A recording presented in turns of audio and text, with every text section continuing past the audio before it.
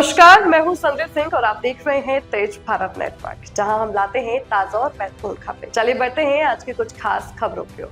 वाराणसी में हवाई फायरिंग का दावा, छात्रों का चौराहे पर धरना। वाराणसी में एक छात्रावास के पास कथित हवाई फायरिंग की घटना से इलाके में तनाव का माहौल बन गया है। छात्रावास के एक छात्र के अनुसार देर शाम करीब 4 राउंड हवाई फायरिंग की गई, जिससे छात्रों में दहशत फैल गई। घटना की जानकारी मिलते ही बड़ी संख्या में छात्र छात्रावास से बाहर निकल आए और नजदीकी चौराहे पर धरने पर बैठ गए। छात्रों का कहना है कि जब तक आरोपियों के खिलाफ सख्त कार्रवाई नहीं होगी, उनका विरोध जारी रहेगा। प्रत्यक्षदर्शियों के मुताबिक फायरिंग की आवाज सुनकर आसपास के लोग भी घरों से बाहर आ गए। कुछ देर के लिए इलाके में अफरा तफरी की स्थिति बन गई। सूचना मिलते ही पुलिस मौके पर पहुंची और हालात को नियंत्रित करने का प्रयास किया। पुलिस अधिकारियों का कहना है कि मामले की जांच की जा रही है और सीसीटीवी फुटेज खंगाले जा रहे हैं।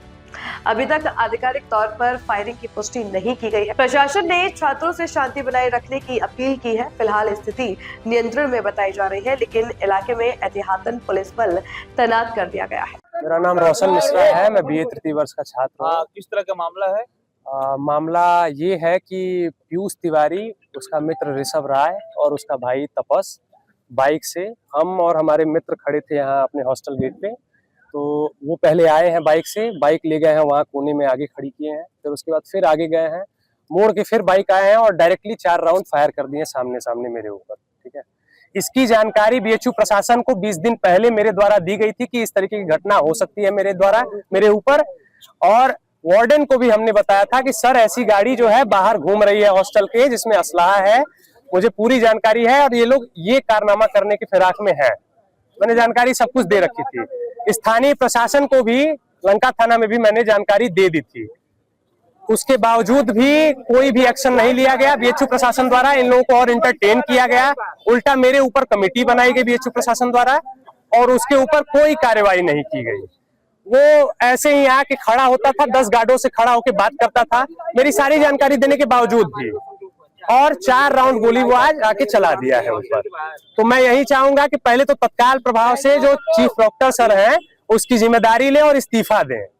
जब 20 दिन से मैं जानकारी दे रहा हूं बोर्ड को, मेरे वार्डन द्वारा जानकारी दी जा रही है इस चीज की, बावजूद उसके इनके द्वारा कोई कार्रवाई नहीं हुई है और इनके द्वारा इंटरटेन किया जा रहा है। उल्टा मेरे ऊपर कमेटी बनाई गई इसी के मामले में, इसके विवाद के मामले में। इनके द्वारा फायरिंग की गई, उनका नाम पीयूष तिवारी है। कहाँ के रहने वाले हैं? ये भभुआ के आसपास के कहीं के रहने वाले हैं। कैंपस के स्टूडेंट? हाँ, ये संस्कृत में छात्र है और ऋषभ राय है और उसका भाई है तपस। पहले भी कोई रंजिश थी? कोई रंजिश नहीं थी। एक विवाद हुआ था हमारे सीनियर से यहाँ रुइया हॉस्टल गेट पे, जिसमें इसका सर्वर फूटा था और उस रंजिश को निकालने के लिए ये आज मुझे अकेले यहाँ पे पाया हुआ है। तो उसके ऊपर सामने से गोली चलाया है। यहाँ पे गार्ड गवाह है, गार्ड भाग गए देख के।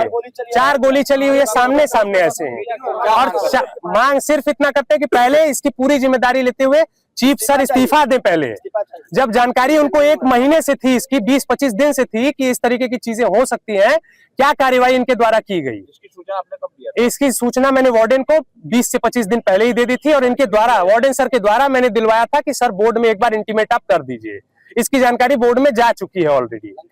लंका थाने में मैंने सौरभ तिवारी सर को दिया था जानकारी कि सर वो असलाहा लेके घूम रहा है, वो कुछ भी कर सकता है। अगर आपकी मांगे पूरी नहीं होती तो अगला कदम क्या होगा? बिल्कुल, हम लोग पहले तो धरने से नहीं हटेंगे, हम आमरण यहीं पे बैठेंगे। पहले चीफ डॉक्टर सर इस्तीफा दें, पूरी जिम्मेदारी लेके इस्तीफा दें।